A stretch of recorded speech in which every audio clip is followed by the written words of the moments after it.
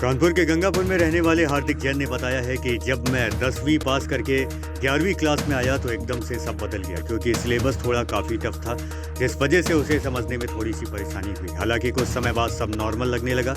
इसके साथ ही मैंने अपनी जेई मेन की तैयारी शुरू कर दी। शुरुआत में समय को लेकर थोड़ी सी दिक्कत ज़रूर हुई, हालांकि कुछ समय बाद इसका भी मैंने सॉल्यूशन ढूंढ लिया। अपनी 11वीं की पढ़ाई के साथ साथ 6 से 7 घंटे जेई मेन की तैयारी शुरू कर दी। पहले ही अटेम्प्ट में मैंने इसे क्लियर किया।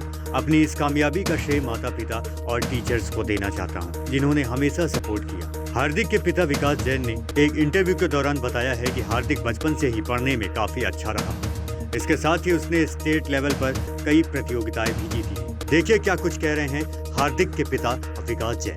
कि मेन कामयाबी तो भाई उसकी मेहनत को ही मैं देना चाहूँगा। एज़ ए पेरेंट्स हम लोगों का फुल सपोर्ट रहता है और कभी हम लोग एक्स्ट्रा नहीं जो प्रेशर होता है वो भी कभी नहीं हम लोग देना चाहते हैं।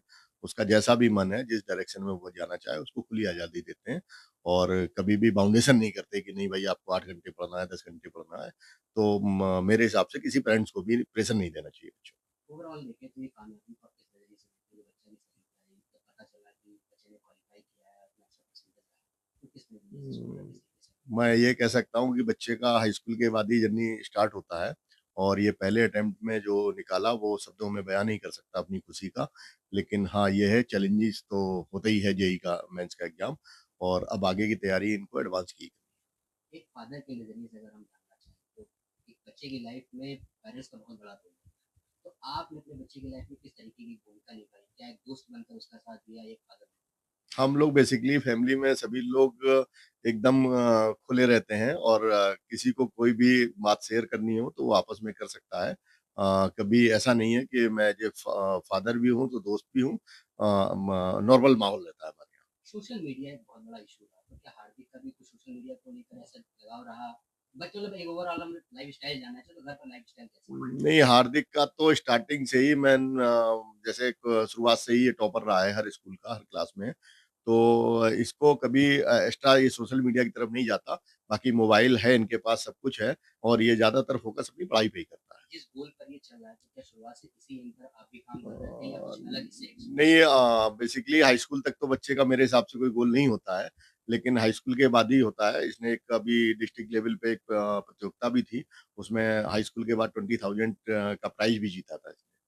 तो अब आगे क्या देखते हैं बच्चे की कामयाबी को इस वजह से? हुँ। मतलब क्या आगे चाह रहे हैं कि मतलब इंजीनियरिंग की लाइफ में आगे बढ़े या कुछ और एक्सपेक्टेशन? अभी तो इनका यही है कि भई पहले तो इनका मेन गोल है कि आईआईटी ये जॉइन करें।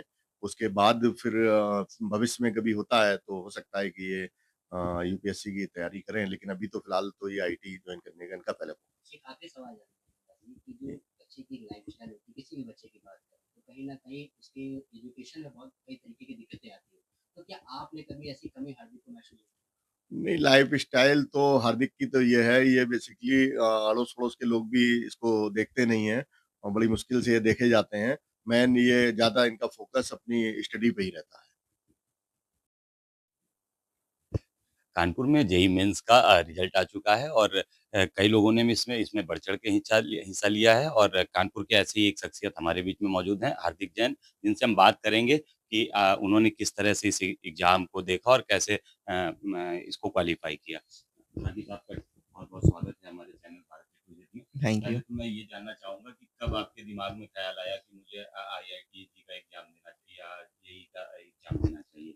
ये शुरुआत मेरी 10th में हुई थी तब जब मैंने एक कोचिंग इंस्टीट्यूट में एनटीएससी का एग्ज़ाम दिया था और उसमें मैं 20,000 रुपीज़ जीता था, तो वहीं से मुझे मालूम पड़ा था ये कितना प्रेस्टीजियस एग्ज़ाम है और कितना ज़्यादा इसके लिए सैक्रिफाइसेस करने पड़ते हैं, हार्ड वर्क करने पड़ते हैं।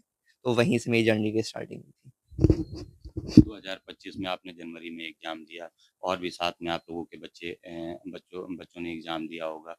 किस तरह का सपोर्ट आपके जो कलीग्स थे उनका रहा और आपके फैमिली का या आपके किन-किन लोगों के सपोर्ट में आप इस एग्ज़ाम को देखते हैं? मेरे कलीग्स का भी काफ़ी सपोर्ट था, उन्होंने भी काफ़ी ज़्यादा डाउट सॉल्विंग में, मेरे डाउट्स में, मेरी बातों को टीचर्स के थ्रू पहुँचाने में काफ़ी ज़्यादा मदद करी थी। मेरे टीचर्स भी हमेशा मेरे लिए तत्पर रहते थे, कोई भी मैं कुछ डाउट पूछूँ, किस टाइम भी पूछूँ, वो हमेशा बताने के लिए तैयार रहते थे। एजुकेशन सेक्टर में चैलेंजेस बहुत आते हैं। आपके सामने किस तरह के चैलेंजेस थे? आपको किस तरह के चैलेंजेस फेस करने पड़े? इनिशियली बहुत ज़्यादा चैलेंज फेस करना पड़ता है 11th क्लास में एकदम से जब बहुत बड़ा गैप जो 10th 11th के बीच होता है उसे ओवरकम करने के लिए धीमे-धीमे करके ये टीचर्स के थ्रू बाकी चीज़ों के थ्रू ये ओवरकम हो जाता है। टाइम मैनेजमेंट भी बहुत बड़ा फैक्टर होता है, नए-नए इनिशियली 6 महीनों के लिए पर धीमे-धीमे करके हमें आदत लग जाती है। जब आपने ये जेईई का एग्ज़ाम देने की लिए सोचा तो कितने घंटे लगभग आपकी जो एजुकेशन थी, कितने घंटे आप पढ़ाई करते थे? और कितने घंटे की तैयारी होनी चाहिए अगर किसी को भी जेईई मेन्स का एग्ज़ाम देना है या जेईई की तैयारी करनी है? अगर मैं ब बताऊँ तो जब स्कूल आवर्स या कोचिंग आवर्स रहते थे, उस टाइम तो मेरा 5 टू 6 आवर्स मिनिमम रहता ही था टाइमिंग पढ़ाई करने की। उसके बाद जब छुट्टी रहे तो उस टाइम कुछ मैं नहीं देखता था, तो 8 प्लस आवर्स, 9 प्लस जितना हो सो जा सकता है। वैसे मेंस की अगर बात करी जाए तो मेंस हम लोग अगर डेली हम लोग 4 टू 5 आवर्स या 6 आवर्स ही पढ़ें तो में हमारा लोग का मेंस क्वालीफाई हो सकता है। सबसे ज़्यादा सपोर्टिव कौन साबित हुआ आपके इस एग्ज़ाम में? मेरे पेरेंट्स, ग्रैंड-पेरेंट्स और टीचर्स और थोड़ा बहुत मेरे दोस्तों का भी सपोर्ट रहा है। तो 8 घंटे, 7 घंटे की टाइमिंग रही, फैमिली का सपोर्ट रहा।